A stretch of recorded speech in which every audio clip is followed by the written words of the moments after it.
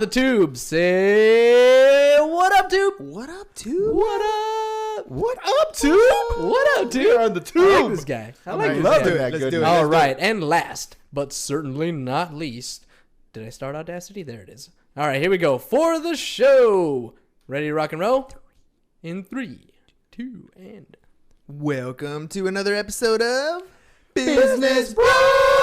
What a harmony going on, man. Synthesize or what? I don't know what it is. I'm not like musically inclined. I don't know what that is. Harmonious. Harmony, yeah. There Let's you go. start a group. Harmonious. There you go. Let's be singers. Let's do it. The curious ones. The curiosity The singers. curious ones. I like it. Ooh. Hernancias here, host of the Business Bros podcast, along with my co-host. I forgot the thing. Yeah, I forgot. Where we help you create wealth today and generational wealth for tomorrow. There it is. Goodness. And the co-host, the insurance bro, James Cias with Pipeline Insurance, where we are empowering licensed professionals to effectively add insurance into their existing businesses. Almost forgot it too. See?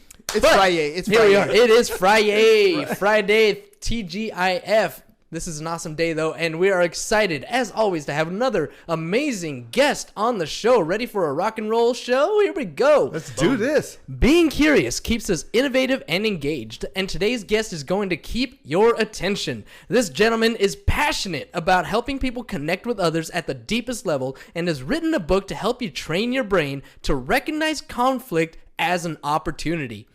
With the knowledge that a single curious question can change anything, we are excited to hear what our guest is doing to help others stay curious and raise up to the next level.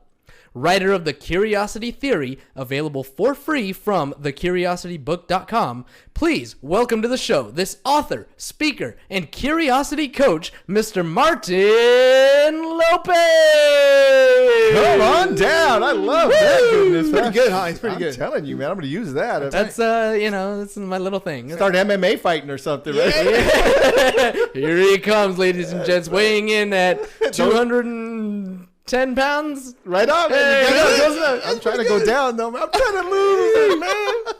That was a wild guess, but all right. Right on. Pretty good. Hit that number. Yeah, right All on. right, ladies and gents, before we get started with our conversation, I want to remind you guys, we are in the insurance business. So if you got any referrals, home, auto, commercial, whatever it is you need, I want you to send it our way. Plus, we want to make sure you try before you buy it. I want to get more money in your pocket. We're here to create wealth for you today and generational wealth for you tomorrow. And it's done by sending us the referral business. What's going to happen is every month that you send us business, I'm going to send you a commission statement. It's going to show you what you could have earned should you get your property and casualty license. So if you guys go to micrust.org, use the promo code business.bros, get your license. If you do it before the end of the year, I'm going to send you all those commissions that you would have earned from the beginning of the year. So get out there. It's our way of helping you make more money, but we'll do all the heavy lifting for you. We do all the work.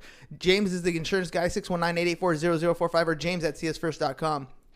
February 13th, Resolution 2020 is the next speaking engagement that I'm going to be at. It's going to be a great event for you guys. We got Cody Gibson as the main speaker. We got 90 minutes of neuro-linguistic programming. That's NLP. That's what Tony Robbins teaches, ladies and gents. Good stuff. Getting your mind right before you get yourself going. And then we're going to have a panel of top producing agents, which I'll be moderating. I want you guys to be there. It's $30 at the door, but you can get $10 off if you use promo code BOSS2020. James is going to drop the link in the show notes. On February 25th, that's a Tuesday, from 6:30 to 9:30, we're going to have Fuck Up Nights. This is where we talk about all the messed up things we messed up in as entrepreneurs. So we got 3 speakers. We got Francisco Pancho Lopez, we got Jose Alvarado, and we got Viviano Oropesa. They're going to be at this event sharing their biggest fuck ups. So I want you guys to come check it out. Can we call them by their real names, though? The Attorney in Heels, Visionary Media, and the greatest salesman in the world. Boom! That's how we roll. Awesome. Is that Pancho? That's Pancho, yeah. I love that guy. Pancho's He's a great guy. Yeah, he's awesome. Plus, cool. he's also Sally Pants 3 in my Eminem video. He got pink hair. You guys got to check that out. All right, ladies and gents, let's get to it. You ready? I'm ready to do it. But, I saw a video where somebody was talking about how much money you saved them on insurance. I just want to say that. I was watching your stuff. Dan Fulkerson. Yeah, that was cool, man. So, he was just saving big bucks, man. Dude, he bought a new building over there. I saw that right there in Old Town. I just drive by You can't miss it, dude. Yeah. It's the Bulldog building. They used to be downtown, yeah. They still are. They're not t-shirt. moved in yet. Oh, so they're still downtown, but they're still in downtown, but they're going to be moving in pretty soon. It was actually a pretty challenging little escrow. not escrow, but insurance policy. So we originally wrote the policy just to help them close the escrow and everything. But then it turns out that their renovations that they were going to do were a lot more extensive than I had originally thought. So we had to just kind of adjust the policy, make sure that we write the policy for the renovations that they're doing. They're putting a lot of money into that building to get it up to snuff where it needs to be for them. And it's going to look amazing. It's going to be awesome. I'm really looking forward to what they got going on. All right, on. I love that little dog of his. That dog is so cool. He's got 5 dogs now. You know Does that? he? Yeah. Oh, shoot. Oh, man. Dan's the man. It's wild. I got a buddy of mine, Dave Kane. I think he works for him. Yeah, I think so. Yeah. Yeah, Dave's awesome. See, small world, dude. And Love San it. Diego, man. And honestly, Dan gets around, dude. He contributes to all kinds of different charitable organizations. You see him on the TV, you see him on radio, or hear him on radio. Like that guy's all over San Diego trying to make it a better place. He's so young. I saw him on the video. Like, that guy's young. Yeah, he's got a God baby bless face, him. huh? He's got a baby face for sure. He's 75, but he looks like he's 18 or something. He's 75. He's born in 1920. Exactly. He's rounding 100. That's right. I got the same thing. The good genes. That's Good right. genes. The good 501s. That's like people say, "Yeah, you look so young." I say, "I stay fat so my skin stretches out." That's good. That's you guys the are key. funny. But when I'm losing weight, man, I'm gonna look old fast. It's gonna wrinkle up. I'm gonna wrinkle up, man. We look like that dog. Extra skin. Look at the bulldog. I'm gonna put a leash around me or something. Right. Oh no. We don't want to do that. Nah, well, we don't let's take the leash off. So tell me a little bit about being curious. I'm curious. What is curiosity theory? Well, curiosity is a methodology that I came up completely by accident. I actually got in a fight with my wife one day, like a Friday. It was like about this time on Friday. I was driving home from my office. I work over in Mission Bay, and I live up on the hill right above Mission Bay. And the kids were gone, and it was like 4:30 or so on a Friday night. And Yvette, my wife, and I, we wanted to go out to dinner. That's how the fights always start. Exactly. Don't they all say? So I'm driving What do you home. want to eat? I don't know. That's exactly Whatever you what it was. Boom. That's exactly. So I said, "Where do you want to eat?" I don't know. Anywhere you want to go. I said, "How about we go eat some pho?" Because I was into that Vietnamese food. You know? Yeah. She's like, "Nah." What happened to whatever you want? Exactly. I'm like, how about we go to Old Town? I'm like, dang. All right. How long you been married? 21 years. I'll be 22 22 you're pretty years. psychic these days now, huh? Yeah, I don't know nothing, dude. You gotta be psychic, dude. Dude, I know nothing about marriage, dude. I know. That's why I wrote this book, because I just kept getting in trouble. You know what I mean? So then I get really close to the house, and I was on the phone a little frustrated, so I just hung the phone up, and like I pulled in, and it's like, "Did you hang up on me?" What? No, Bluetooth, man. Exactly. Bluetooth. Darn phone, darn iPhone, She's like, "You hung up on me." And it's like 5 minutes later, she's in the bedroom playing crossword puzzles, and I'm watching ESPN on the TV. No dinner. No dinner, no drinks, no dancing, no jazz, no nothing, right? And the kids are gone. Kids are gone. I was getting some loving, but I ain't getting no loving. There's nothing. So I live right by the beach, so I'm driving down to the beach. I'm just driving down to the beach, kind of upset, And then you ever like get in a fight, you like hash that same fight over in your head? Yeah. So You're I'm like, where the hell did I go wrong? What did I do here? Where did Ruminating. Yeah, I wasn't that generous. I was kind of fighting with her, It's I'm thinking, man, all you had to do is say yes when I said Vietnamese, or yes when I said Mexican, or yes when I said Italian, and we'd be drinking, we'd be having a good time. I'm going over this fight in my head, and all of a sudden I see myself fighting, like arguing with someone that's not even sitting there. You know what I'm saying?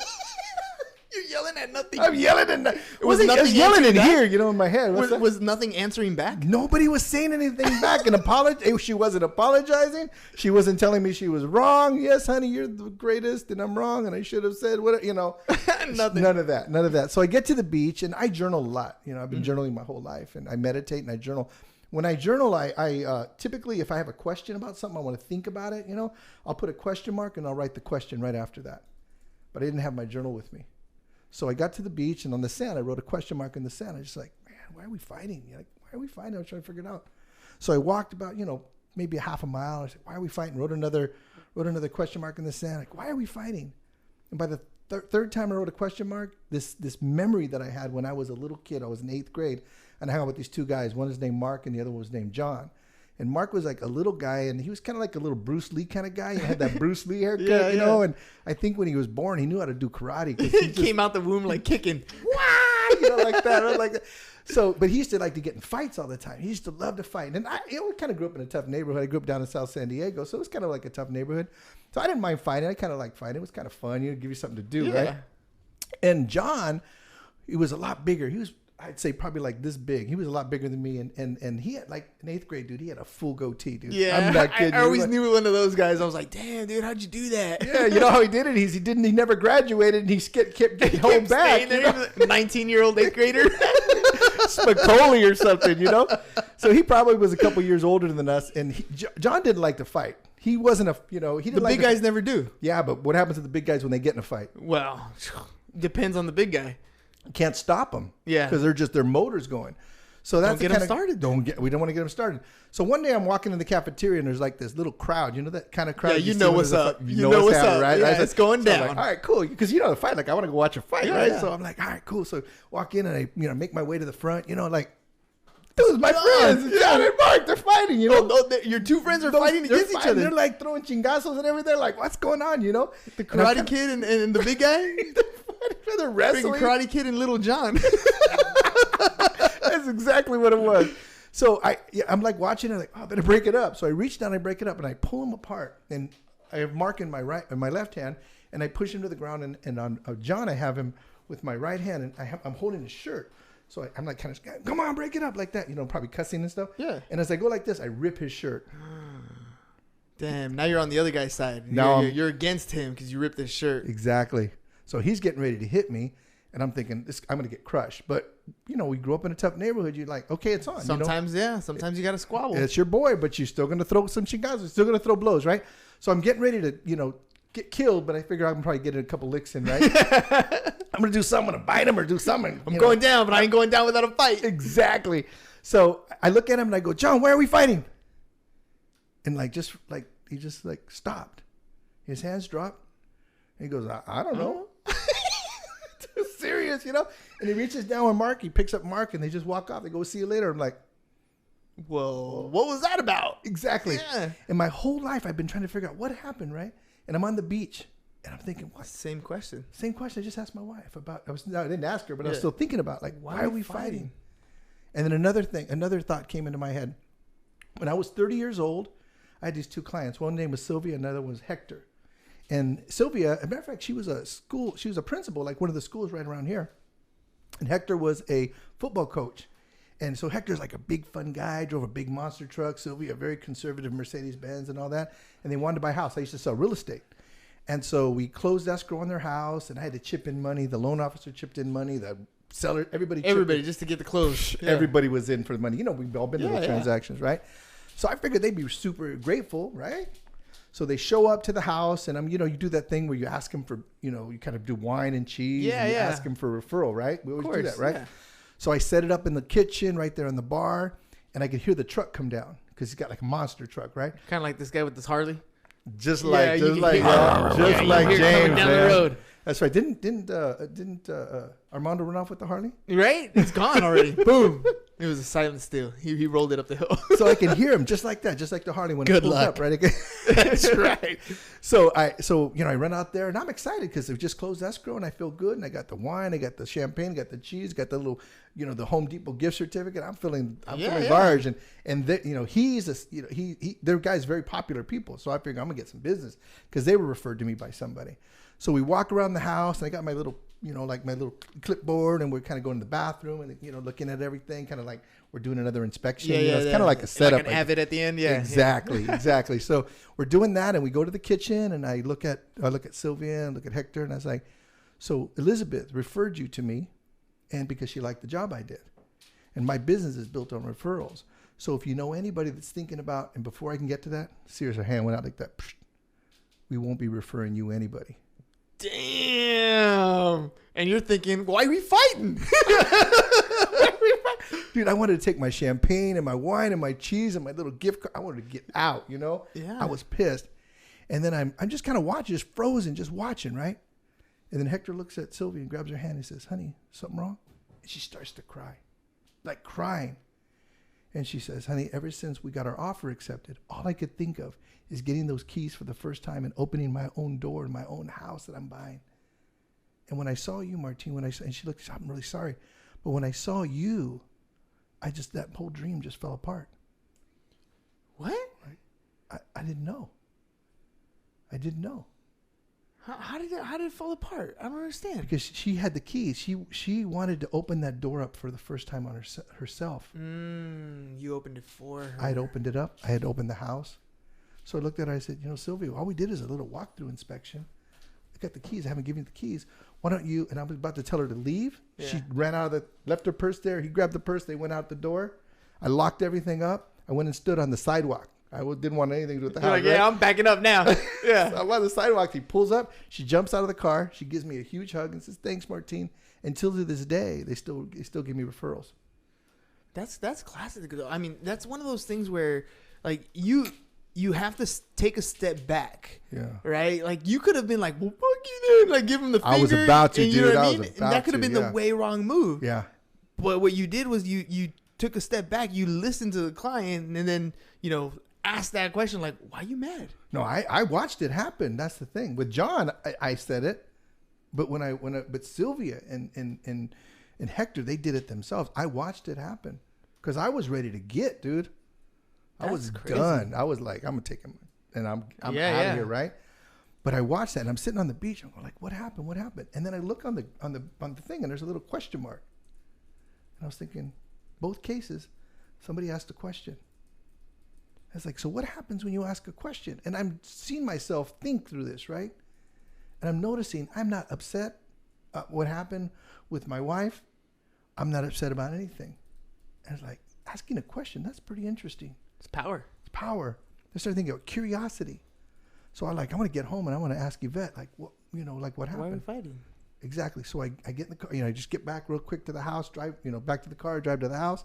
I go inside the house and I walk into the room and I could see she's sitting there, looked like she'd been crying maybe a little bit, really upset. I said, honey, I'm real curious. Like, what happened? Like, what happened? Why'd you get upset with me? What did I do? And she started to tell me. But she didn't just tell me what I did that day. She told me what I did the week and the month before and the year before. We went out to dinner and we had a great dinner. Just an awesome dinner. And she told me all the stuff that I had done ever since we started getting married, and we started dating. She told me all these things I did. And I was like, dang, man, I was like, cool.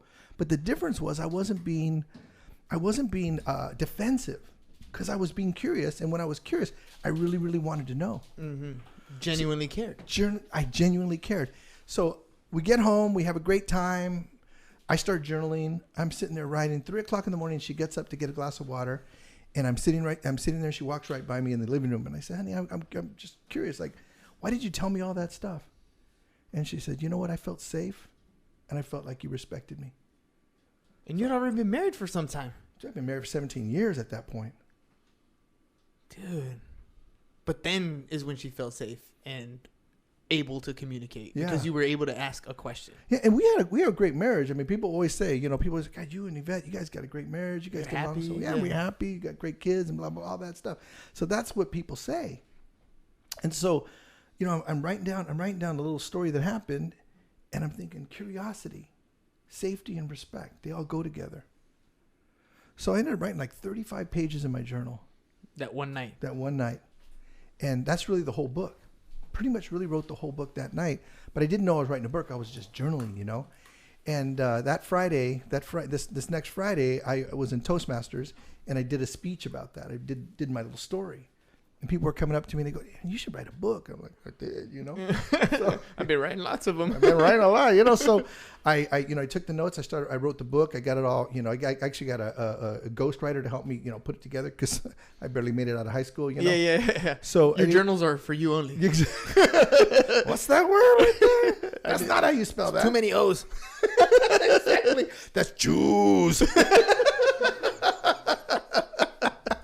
So funny. So we have a good time here. Yeah. So I ended up making a book. Taking about 6 weeks. I wrote this book, The Curiosity Theory, and I started just giving them out. I just got printed them, give them out. Some people bought them from me. Thank you guys all that bought them from me, and I appreciate you helping me on my journey.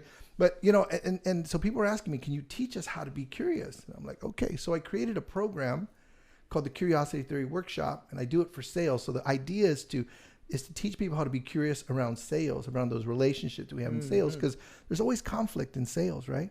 Well, there's tension, and there's, you don't want to be sold, and you already know that, that person coming in is trying to sell you something. Like, there's already, like, you're already walking into a bad situation. Well, not a bad situation, but an awkward situation at least. But we identify it. See, you said it was brilliant, because you said we walk into a bad situation, and it's not true that it's a bad situation, but we still use those words to describe that situation. We may not even really believe that it's a bad situation, but we use words, and those words then set up our reality.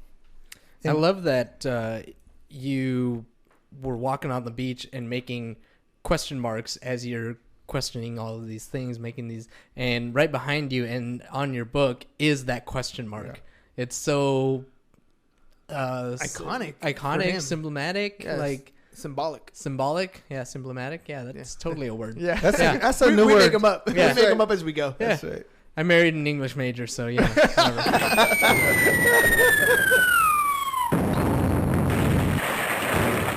It's a good enough time for that, right? Go for it. We interrupt today's regularly scheduled #1 podcast in San Diego for a purely selfish, completely irreverent, sellout cash grab word from our sponsor. Hernan, what are we selling today? We're selling you an opportunity to make more money, to create wealth today and generational wealth for tomorrow. It's pretty simple, ladies and gents. We want to do all your insurance business for you. We want to handle all your homeowners policies, your auto policies, your workers' comp policies, and we want to cut you a check. The only thing is the state of California, the Department of Insurance says, I can't cut you a check unless you have a license. Who knew? But that's cool. Paperwork. That's cool. We're going to send you to MikeRuss.org. I want you guys to use the promo code business.bros. Get your PNC license. So that way, when you're at the office, mortgage professionals, and you say, hey, Mr. or Mrs. Buyer, we think you should have 1, 2, or 3 different insurance options. Here are your options. Just make us one of them. I guarantee you we're going to win that business just the way we operate. And then we can cut you a check on the back end. So make sure you guys check it out. Get your property and casualty license at MikeRuss.org. Use the promo code business.bros. Boom. I like it. We got to do that business bros thing. Ready? 1, 2, 3. Business bros. I love that. That's dope. I love that thing. That's sick.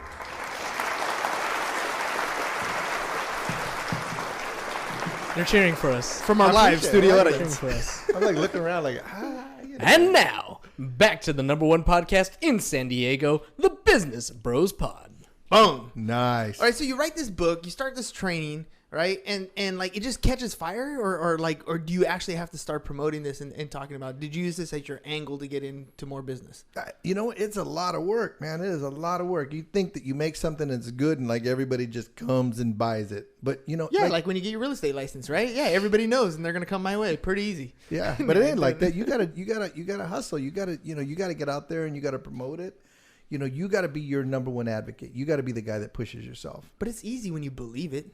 It's your thing. You've created it from in here. Like, it's way easy for you to talk about it. I love talking about it. Yeah, I love it. Yeah, and so every day I'm talking about it, always trying to think of new ways to do it. But I apply curiosity, like, how can I do this? But I actually use curiosity. I'm not, when you use curiosity, when you're really being curious about something, you actually start to like discover, you're exploring. And you look at things more openly. You know what I mean? Yeah, no, 100%. Yeah. I mean, it's the reason why I click on an ad or I stop on a TikTok or whatever. It's if you can project the curiosity, if you can hook that person at the very beginning, then at that point, now you got their attention. Now you can tell them whatever it is, that story that you want to tell them, whatever it is, the situation or the product or service or whatever it is. But it has to start with the curiosity. Without that, then they're just going to continue to scroll by, or they're just going to walk by you. Nobody's going to pay attention. Yeah. Nobody's going to listen. And you might have the greatest message in the world, but if you can't attract the attention at the very beginning, if you can't pique their curiosity at the beginning, it's never going to get out there. Absolutely. So I call that the phenomenon. What you're describing, I call that the phenomenon of curiosity when it's externally generated. So if I do a TikTok or if I do an Instagram and that causes people to be curious, that's external. The curiosity theory that I'm talking about here is when we're in conflict or we're trying to do something that is, we find ourselves up against something, like we're pushing and we're like, oh man, this ain't gonna work. And how do we get through those conversations? You have a husband and a wife who are sitting right in front of you, and husbands and wives are polar opposites, right? Yeah. So you may connect with one of them, but sometimes you don't connect with the other one. How do you connect with two people that are completely different in the same moment? So you're talking about like changing the narrative in your mind, like changing the words where I can't to how can I. Absolutely. Yeah. But it's not like how can I, like you're looking for a solution, like there is a way. It's staying curious so that you can keep discovering what works, and then listening to yourself as you're communicating and looking and saying, how is that landing for them? And then maybe asking somebody and saying, hey, Hernan, how does that land for you? What I just said. And then give you the opportunity to communicate. Yeah. It's funny because we talk about that. It kind of reminds me of the Ford script. So, people have a hard time going to like a networking event or something like that. And some people that you never met before in your life, how do you hold a conversation with people you haven't met in your life?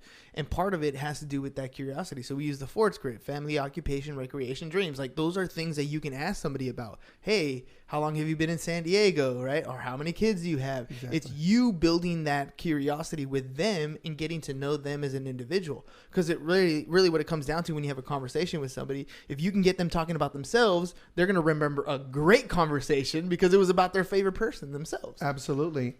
But if what you're doing is you're doing those 4 different questions for yourself, that's going to translate to the person. They're going to know. There's going to be, because we connect as human beings, right? We look each other in the eye, and we connect, right, with our minds and our hearts. So if you're just asking a set of questions, you're not really interested in the answer. Mm-hmm. That's not being curious. That's being manipulative. That's you're still all about you. Curiosity is really being about the other person and looking and saying, like, what can I be curious about that? Like, I like the shirt. Like, so I'm curious, how can I get me one of those shirts? It's like I'm thinking through things. How can I get on the show? How can I get more people to come to my program? Like, really be curious. But when I'm sitting in front of somebody, I'm really curious about them. I'm curious about your kids. You were talking about your kids. I'm curious about your wife. You talked about your parents. They were real religious, you said. Mm-hmm. I'm curious about that. Like, what am I curious about?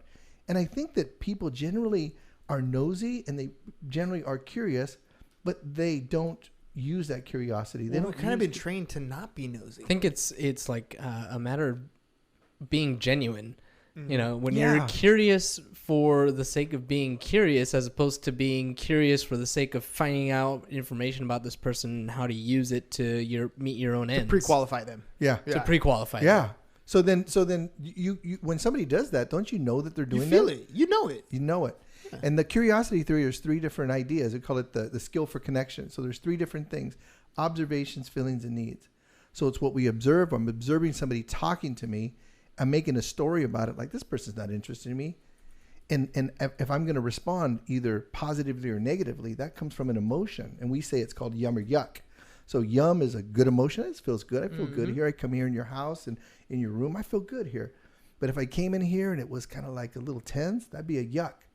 So we want to start emotions from that point. We're guys. We don't have a whole lot of vocabulary when it comes to emotion. So you make it simple. Yum or yuck. Boom, right? So easy, even a guy can do it. Exactly. The true measure, the true test. The true measure. And then the other thing is needs. So observations, feelings, and needs. And human beings are always talking about their needs. And if you listen to anybody talk, it doesn't matter. People listening right now, they're listening because they have a need, maybe to learn, maybe to understand, maybe to grow, but they listen for a need. If we're entertaining, it'll be yum. But if they don't want to be entertained, it wouldn't be a yum. You see, maybe they just want, hey, I want you guys to be straight serious. Instruction. Yeah. So it doesn't show up as a yum. So for them, it's a yuck. You know what I'm saying? It could be the same message, just how you're interpreting that message, how you're receiving that message. Yeah. Like you're married and you got kids. How many times have you been in a conversation with your wife and you thought you were doing the right thing and it's like, whoa, what just happened? Yep. Why are we fighting? Why are we fighting? I thought this was a yum. Turned out to be a yuck. I was yum all the way. What happened? I was yumming down the road, baby. Because everybody has their own observation. Everybody's looking from their own perspective. And they see everything that you do, everything that happens to them from their own eyes, from their own history, from their perspective. And then they make a story about it. They create a narrative about it because their brain's got to make sense of what's happening. So in sales, that's happening in the moment, in real time. Somebody walks in an open house or somebody comes for an appointment or somebody wants to buy insurance. All that's happening in real time. They're identifying everything that's going on in 3 different narratives. Observations, what they see, right? The facts of what they see, but then everybody makes a story about everything, makes it mean something. And how they check and see, is it okay or not? Is if it's yum, it's okay. If it's yuck, it's not okay. But the deciding factor of that is needs. Do I have a need that's being met? My need for understanding. I need you to be crystal clear. I need clarity. I need you not to be funny. I need you to just tell me straight up. I need the numbers. But then the wife could be like, oh my God, I just love this guy. He's so funny, you know? Mm-hmm. So the husband's going, that guy's a jerk. And the wife's going, what are you talking about? He's so funny. Guess what? The deal doesn't happen because one of the parties, they don't like their needs weren't being met in that relationship or in that conversation. So how do you meet the needs for both people? Finding a win-win scenario. Yeah. Win-win-win, because if it's a couple, it's you and them. There's 3 people involved, and there's your point of view. There's what you're seeing that's going on in the moment. You're probably trying to navigate, like, am I saying the right thing? And blah, blah, blah, blah.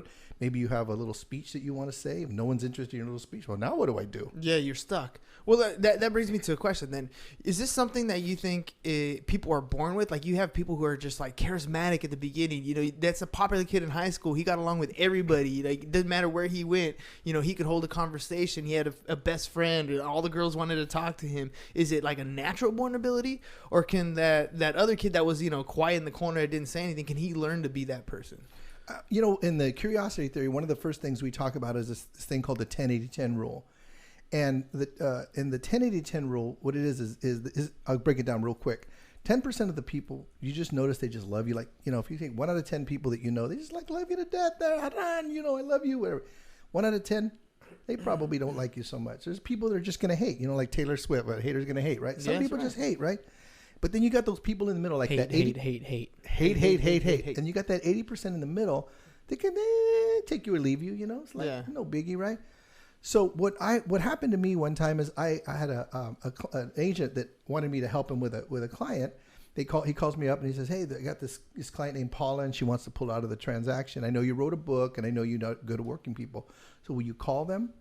So I said, yeah, I'll call Paula. And I got Paula on the phone and she told me what was going on. I'm a loan officer, right? So I'm explaining, I'm trying to find out what's going on, being curious, and she's telling me what's happening. I figure out the problem with the loan in the bank in just 30 seconds. I say, Paula, all you got to do is give them this form, write this letter, send it to them. You're going to be fine. She's like, you know what? I don't want anything to do with this bank. I don't trust them. I think they're shady and all that. I'll do the loan. I'll move forward with the transaction if I can do the loan with you. I said, cool, I'll do the loan.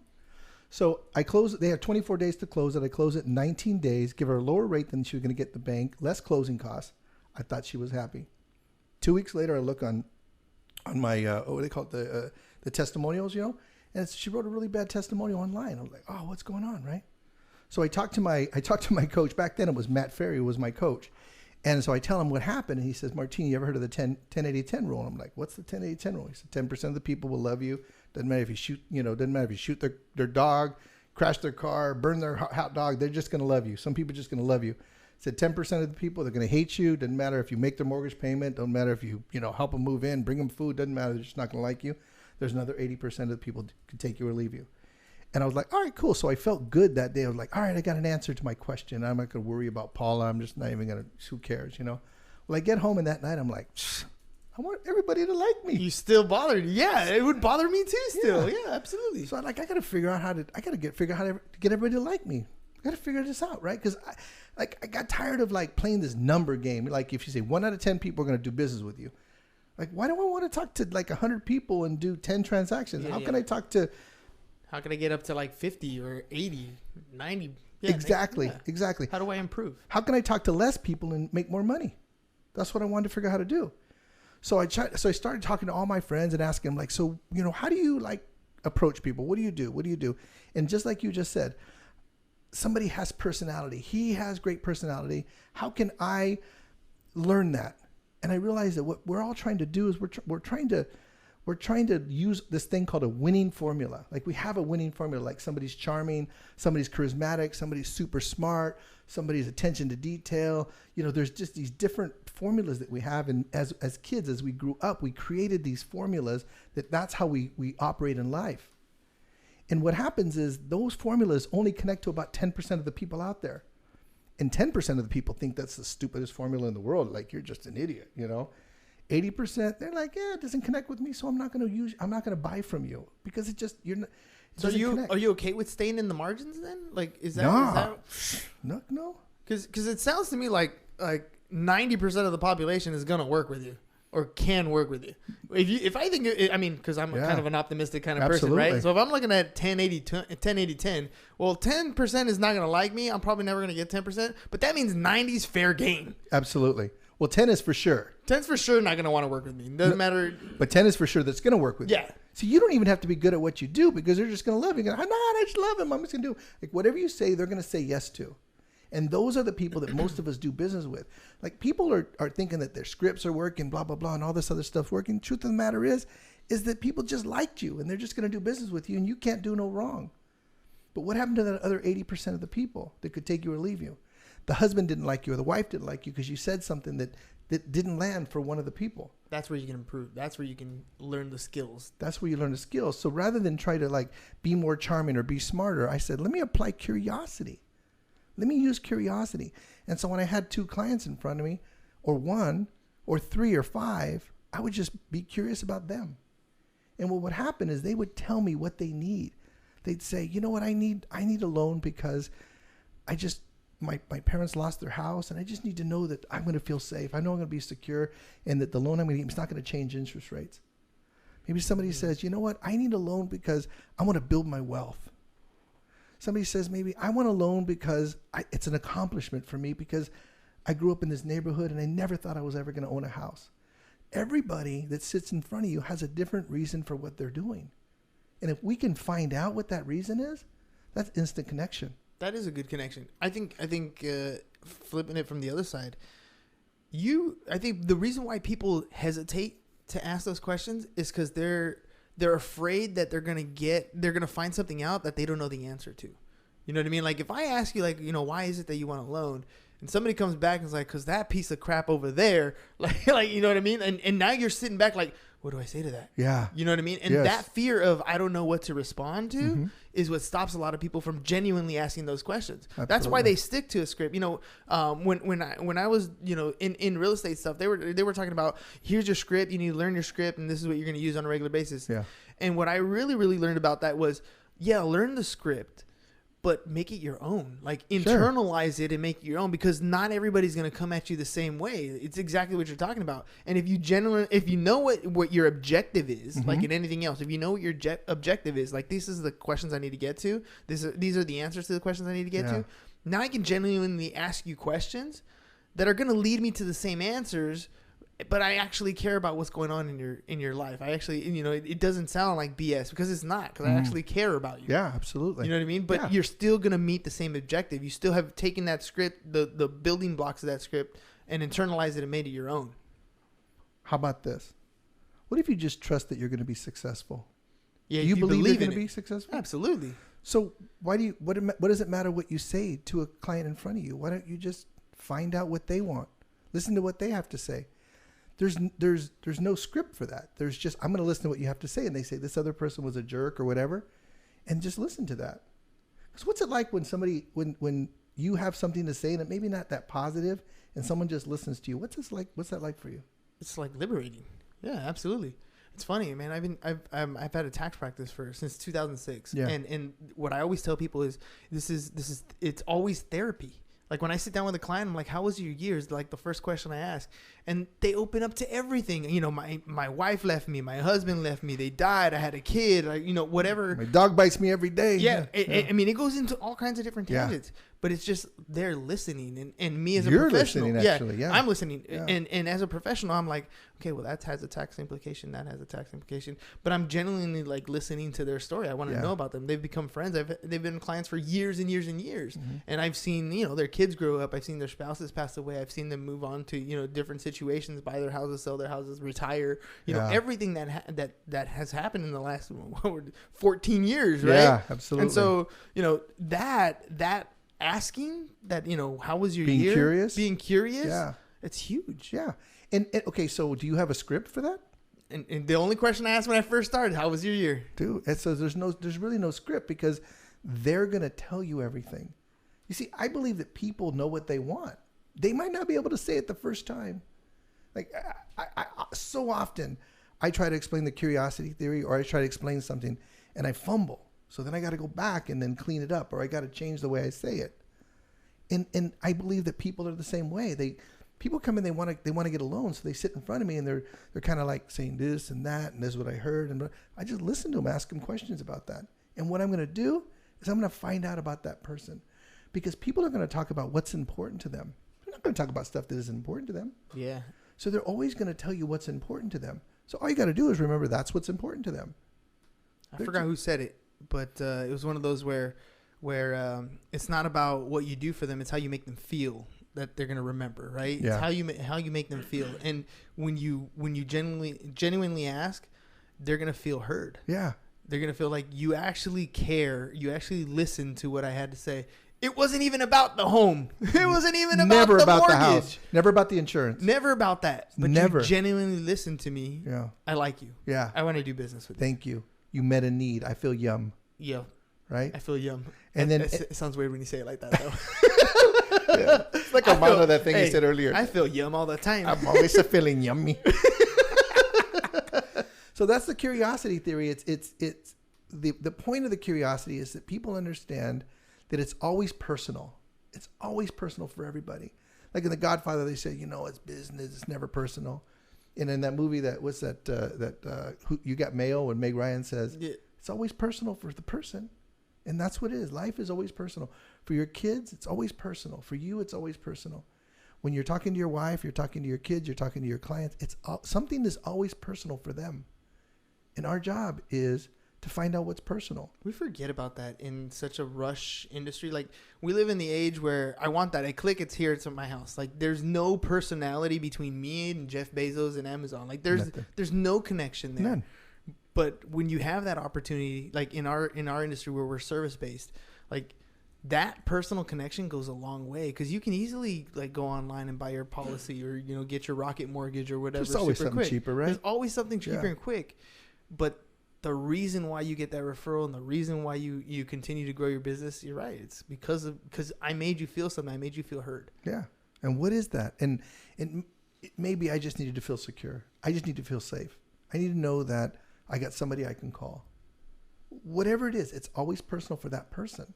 If we find out what that person needs and we can meet that need, we got yum. That's right. I like that. Yeah, man, it makes me think of Aaron Rodgers, right? He's got his agent with him all the time. It makes me feel, I don't know how yum he feels there, but you got to move in. You got to move in. Oh, man. That's my favorite agent, right? That's right. That's right. All right. So let's move into the Ask the Bro section. So speaking of curiosity, any curious question you can ask James or myself, go ahead. Feel free to ask.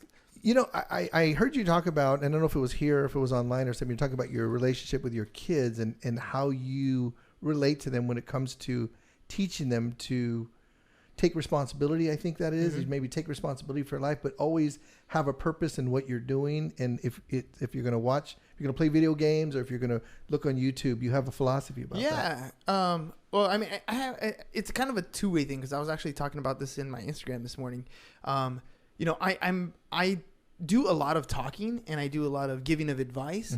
But I've noticed as a teacher, as a parent, when I tell them to do something, they're not always going to listen, right? Go clean your room, and they might do it. They might not do it. They might do it really crappy, whatever. They're not going to totally listen. Yeah. But when they see things, and I connect with them, and they see me doing things. They see me putting a podcast on every day. They see me putting out content every day. They see me wake up at 4:30 in the morning and go to the gym every day. Yeah. They see me that all I do is drink water. I don't drink soda. They see these things, and it becomes through osmosis part of what they do.